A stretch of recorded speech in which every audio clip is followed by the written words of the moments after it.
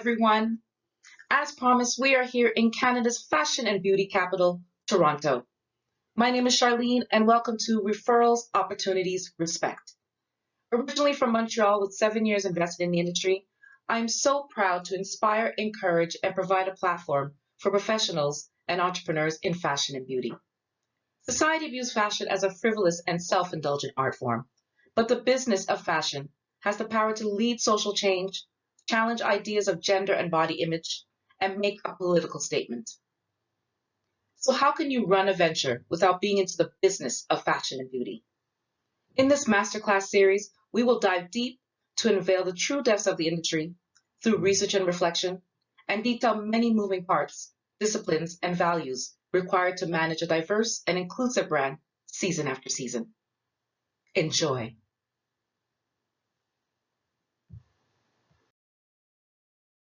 Please note, lessons for purchase can only be viewed for 72 hours. Don't forget to take notes and pause if you need to find a notepad. Is this masterclass right for me? If you're looking for fame and material gain, this is not the right path for you. This masterclass is aimed at giving remarkable and priceless experience for the intellectually curious creatives, entrepreneurs, freelancers, and mid-career professionals from all backgrounds who challenge the status quo, refuse to settle in the pursuit of their growth, and push the limits in all aspects of their lives. You want to acquire specific knowledge, discover what skills you need to develop and maximize your team, where you can lead and break the rules, when it's necessary to follow industry standards, develop a unique method and action plan that is right for you, and discover insider knowledge on how the game is played.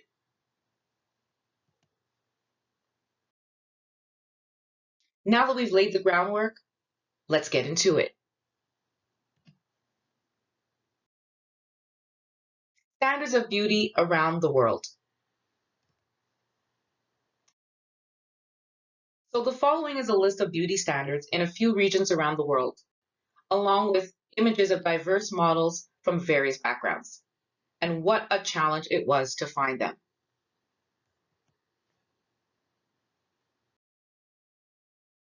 Beauty, like every other industry, has to evolve to meet its consumers' changing needs. In order to be relevant and in tune with what consumers expect, brands need to genuinely reflect what's happening in the world and address issues that are important to their consumer base. So although we will be exploring this further by examining demographics and generations in future lessons, in this introductory, let's take cues from Generation Z that has defied traditional European standards to include a broader perspective on various features and what we may deem as imperfections, to include skin conditions, disabilities, body positivity, and gender neutrality. They have excelled to be inclusive and diverse in their ideas of beauty, understanding the impact of culture, and how the images reflected in marketing are changing.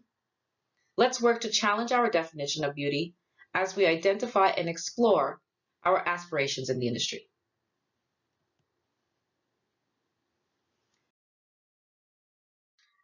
So, more to love in Africa. Across the 54 countries in Africa, the standard of beauty for women shifts between traditional ideas and those imposed by repression and colonization. This was widely exemplified in the Victorian era's effort to emulate African body types with corsets and bustles. Traditionally, slimmer body types are undesirable and encouraged to gain weight, while voluptuous figures with slim waists, wide hips, and protruding behinds are most sought after. What we'd like to see more of: representation of all body types. Exclusively selecting slimmer body types adds to the stereotype of poverty in Africa.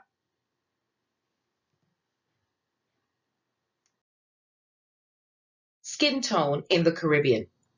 Two different ideals are prevalent in regards to the deep-seated biases and attitudes of skin tone for both men and women. While some islands prefer dark skin, like Barbados, other islands prefer fair skin, including Haiti and the Dominican Republic. What we'd like to see more of: an end to being defined and creating classes and systems according to skin tones.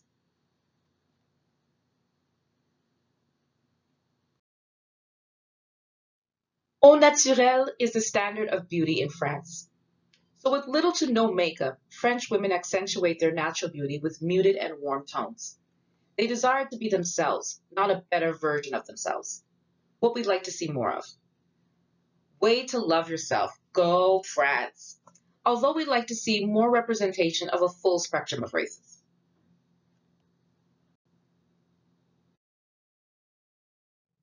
More is more in Russia. Contrary to the French, Russian women see more value in putting added effort into their appearance. Women spend a lot of time on self-care. They believe natural beauty is brought to perfection with beauty regimes in order to maintain a youthful look by indulging in makeup, clothing, and plastic surgery. What we'd like to see more of. Women accepting and loving themselves as they are, not needing outside enhancements.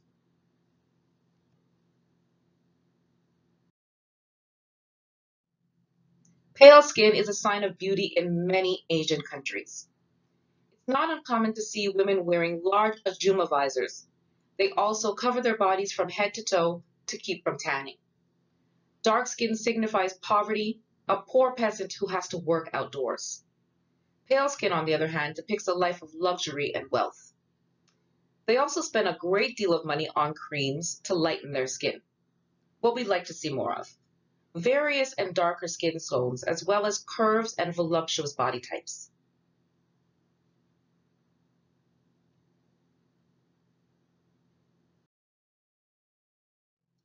Brazil and South America, standard of beauty. In Brazil, lighter skin tones of those derived from Spain, along with toned, curvy, muscled legs, hips, and large curvy behinds are the focus here. If exercise and diet won't cut it, many women are willing to go under the knife for implants. What we'd like to see more of. Darker skin tones of the indigenous and Afro-Latin population.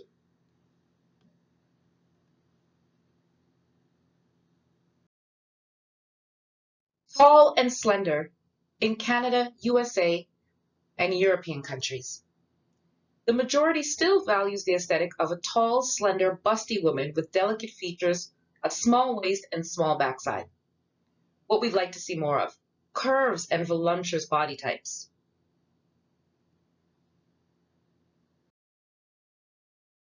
I sincerely hope this has sparked your interest and got you thinking about how the definition of beauty changes as we span the globe and ultimately affects your outlook and how you can remain relevant to your audience. Next up, inclusion and compassion in the fashion and beauty industry.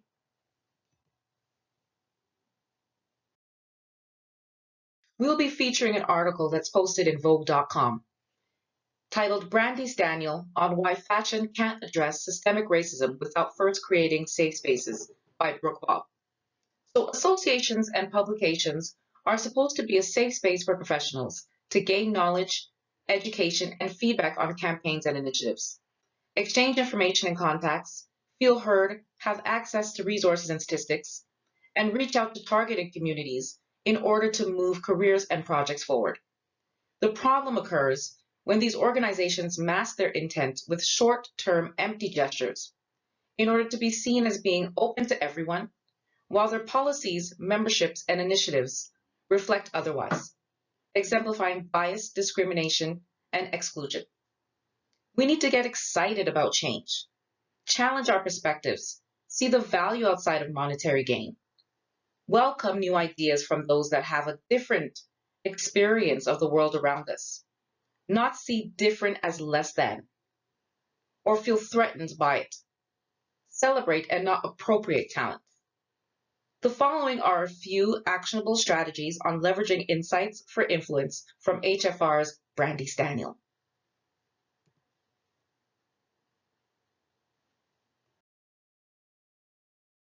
So Daniel does the work to bridge glaring racial gaps.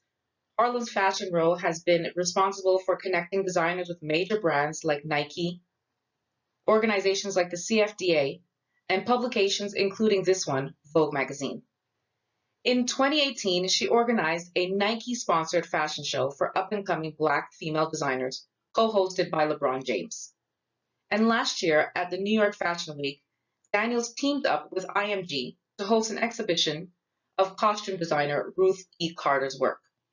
You'll know Ruth E. Carter's work from Black Panther.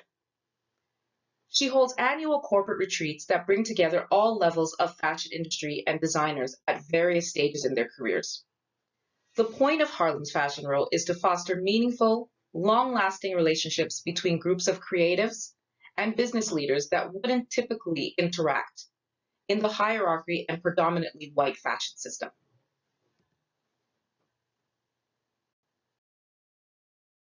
So number one, people are afraid to get it wrong, so they stay frozen. It takes so much courage to just try, and it's imperative that we try, she says. This is not a new issue, and it's been talked about for a very long time, but I think it's right now brands are either jumping to get it right and put a quick band-aid on it, or they're not trying at all for fear of getting it wrong.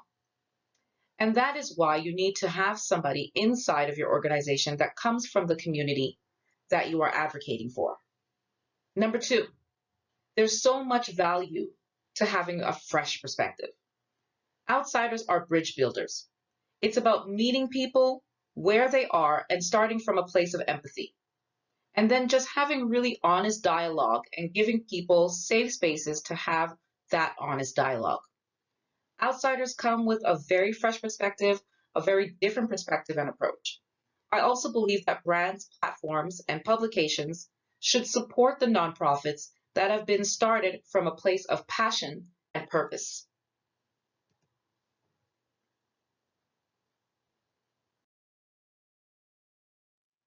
Finally, number three, we have to be able to have dialogue where we can learn.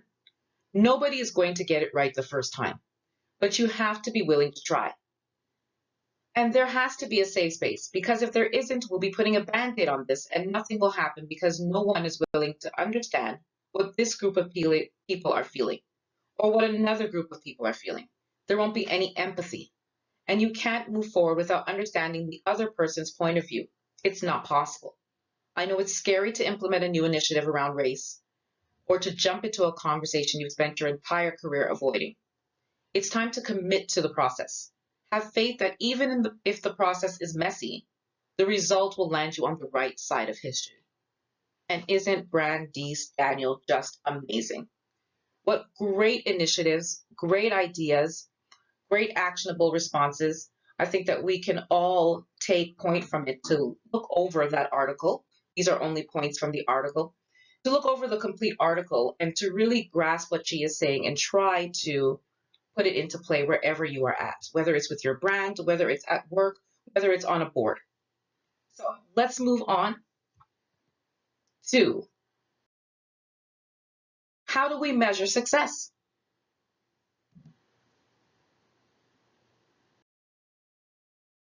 So success has absolutely nothing to do with money or the amount of clients we procure. So let's say that again. Success has absolutely nothing to do with money or the amount of clients we procure. Money only measures how much economic value you deliver to your chosen industry and target market. That is it. That is all. So I'm going to relay my story for you to be able to relate to and to think about where you are at in your career and your personal growth. So when the time came to put my Two Can Win brand and event management services to bed, I was not ready. I wish I could say it was graceful. I fell into a deep depression. I could not understand how my plan and all the groundwork I had laid was suddenly falling apart. I could not see that there could be something better.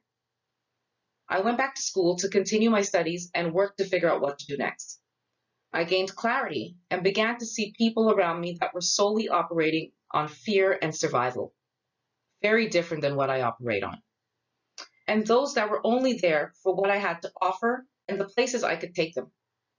Instead of genuinely reflecting my core values for leadership, taking risks, empathy, honesty, consistency, authenticity, support, and dependability. In hindsight, I was blessed with solitude, a 3-year period to review my success, come to terms with the past, and gain inner strength.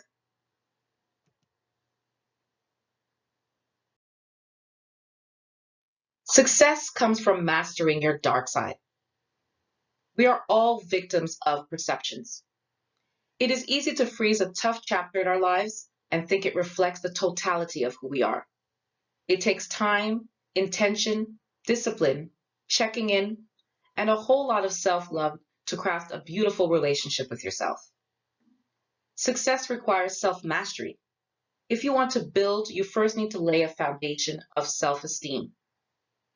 I had to admit that I had grown to define myself by my brand and unhealthy work habits. I had lost myself along the way, and people began to see through me and define me by my brand. It was time to reflect on my life and its struggles, heal past emotional wounds, and strengthen my resolve. Without a strong belief and love for yourself, you will always be building on shaken ground. Let's repeat that. Without a strong belief and love for yourself, you will always be building on shaky ground. There was something more to do with my skills, talents, and giftings, but I definitely didn't feel like it. I felt like a failure. I went in kicking and screaming.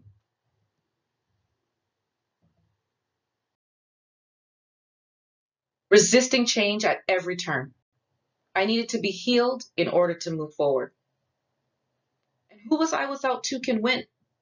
The brand that I had built from nothing to something, the brand that I had built in order to take care of my son, the brand that I had no idea which was going to be this successful. It defined who I was. It motivated me to move forward. When we come face to face with our whole selves, regularly nurturing and consciously working towards creating a healthy, thriving relationship with ourselves, it creates a deeply rewarding journey that pays off in every area of your life, laying the groundwork for a solid foundation for long-term success, filled with confidence and faith in your resilience.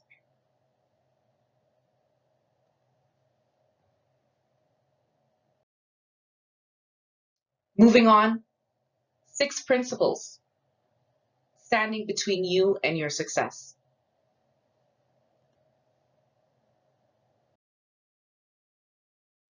So, number 1, being too concerned about perfection. Now, I'm going to tell you, I'm a card-carrying perfectionist. There's no one that's going to stop me. And please do not go asking people about how I work, okay? My work is wonderful. My work is perfection. Working with me is wonderful. So I've gotten way better though. I swear to God, I've gotten better. So the more time you spend perfecting your product or service or craft, the more opportunities you give others to do it first or get further along than you. Opportunities have an expiration date. Let's say it again. Opportunities have an expiration date. You don't want to be ready when the window of opportunity has passed. Everyone's doing it, and all your hard work has gone to waste. You've lost your opportunity to stand out with a unique offering. So let me tell you, if you look in every area of your life, you will see the signs. So when I started this, I wanted to have this big production. I wanted to have it flawless. I wanted to just sit there with little cue cards and do the whole thing video, right? And just talk. And when I got to start doing it, I was like, oh no, I have to have the perfect words. They have to be said at the perfect timing, right? I wanted to be Gail King, Naomi Campbell, Eon Levanzant, without realizing those people have been doing it for years. They did not start off like that, right? Oprah didn't start off like that. They got like that through practice, right? So in the end, it really had to be about whether it was getting it done, right? Or not getting it done at all, right? Now, like I was saying, you're going to see there are signs in every area of your life. Now, the summer came and I went to visit my father, and that is when I met my mentor, when I was introduced to my mentor. Now, had I decided to wait longer, she probably wouldn't have had the time to sit down with me, right? I also had the extra funds to be able to go forward with the project, right? And I was also at the time where I felt confident to go and do something else. with my talent and skills. So you have to be able to decide what is most important. To remember to not lose sight of the main goal. And the main goal is what? Getting it done. Just get it done. At least if you at least get it done, you can look back over and see the little areas that you want to make correction instead of having nothing to look over, right? Get it done. Correct after. At least if you want to wait and say, I want to wait for somebody, for some mentor or organization or program or, association to be open and ready for membership, whichever it is to look over your project. The point is that you'll have something for them to look over.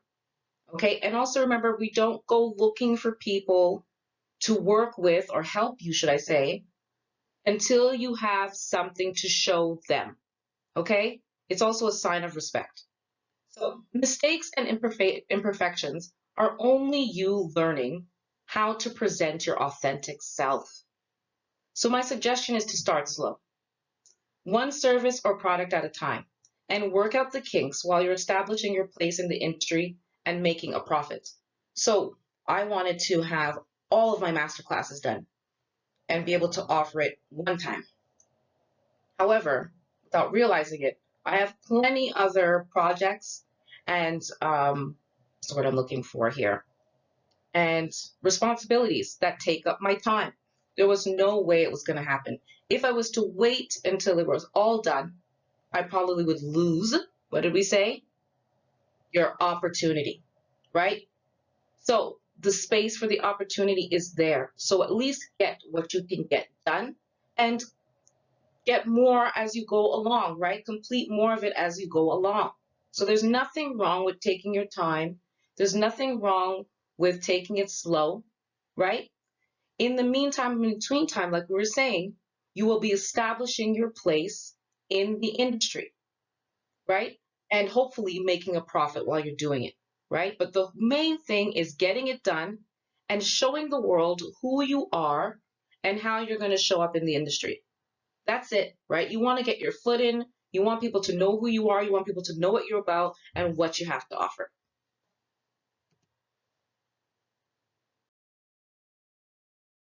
Number two, dreaming big without a realistic plan. So dream big, but create a plan and set realistic expectations. You can't expect to run a marathon without a proper training and conditioning, correct? It takes a lot of hard work and patience to achieve notoriety, gain respect and opportunities, and receive referrals. So when I was creating this, I already have 7 years invested in the industry. So I'm already trained and conditioned to know that things are going to take time, that there's going to be setbacks. I already know that. I already plan for them within my action plan, within my business plan. I plan for those. So, for example, let's say you're making a timeline and you know, like for sure, it's going to take a week to get that done. Yeah, I say two. I might say three, depending on what the project is, right? On what that plan, part of the plan is, right? So that you'll never fall back. And if anything, and hopefully you'll be early, right? So always plan for mistakes, always plan for setbacks, always plan for, you never know, something could happen in your family, something could happen with your child, right? Especially in a time like now, this, like I said, is being recorded during the pandemic. Expect there to be slowdowns. So, number three, not planning for failure. This is major, major, major, major. So, like I was explaining to you in my story, I didn't plan for that. I mean, granted, I had started my brand with no real goal of, I shouldn't say no real goal, without knowing where it was going to lead. I started it off as one thing, right? I was helping managing models, right, doing their PR and promotion. And then those events that they were in, because I promote them, being in that event, they loved the way that I promoted. And then I started getting into events. And it just got bigger and bigger and bigger, right? So I had no plan. So yes, I have a bit of an escape. But at the same time, I've never thought of not utilizing the Two Can Win brand, even in terms of anything else that I would do. And I did not plan moving into another city that I was supposed to be working with the contacts I created that that would not work out. So we want to be always thinking about failure. And maybe let's not use the word failure. Let's plan for things not going our way. Let's call it that. Plan for things not going your way, right? Always have contingency plans, or even always just make space for the I don't know. For I have no idea where I'm going, for rest, for recuperation, for vacation. Okay? Nobody needs an explanation. You're in the middle of figuring out what you want to do next. Sometimes you need to plan for that. Lots of rest, lots of vacations. Vacations. I took a vacation. I went to Cancun. And boy, oh boy, did I not realize how much I needed that. So, what will be your next move? So, good things to do in that time period is to join industry associations and read publications, right? And you always want to be doing this no matter what, anyways, right? Because this is going to get you to pay attention to the industry, to see where your skill set and services and or product fits and how you can pivot. So even though you might hit a wall, you've been reading up, you know what's going on in the industry, you're up to date.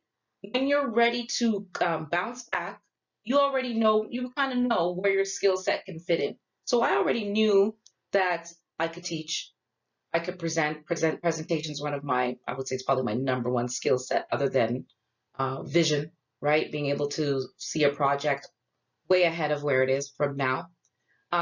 So I already kind of knew that this could be something that I could utilize in some way. It was more for me about what am I going to teach? Who would buy this? Would I even put a price to it? How would I offer it? Who would I offer it to? I was stuck in that whole thing. And that really just had to do with self-esteem, right? So,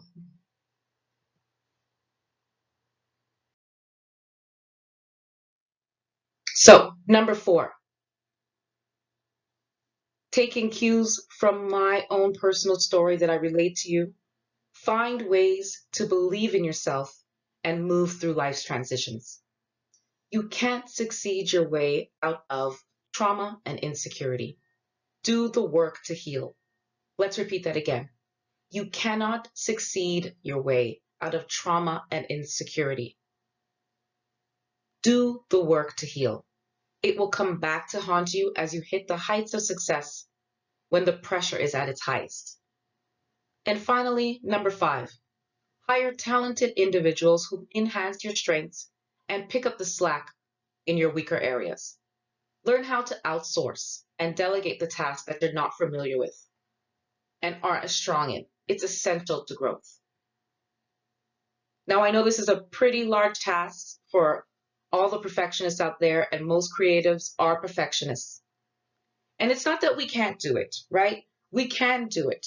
We just need to have a certain level of control. And by meaning control means that you're not prepared to have someone take over your project yet.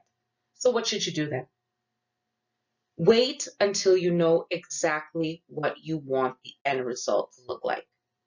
As we will discuss in later lessons, being that client who doesn't know exactly what they want is one of the worst clients to have. So have that document, that video, that image, whatever it is that inspires you, or that your project that you've already finished, that you need them to improve or get an idea of to redo it. Have something for them to look at. Know what you want in the end. So before you decide to go and find team members and delegate tasks, know exactly what you want and have a visual. So everyone, we've come to a close at the end of the introductory lesson. I really hope you've enjoyed it. Thank you so much for being with me. Have yourself an awesome and inspiring day. Next up, work ethic, branding yourself and your outlook, day ones, your core audience, target markets, and generations. Okay. You're recording, right? Oh. She doesn't listen, so that's okay. Yeah, whatever. Nobody told you to come around? I can leave. He told you. That's all. Leave me alone.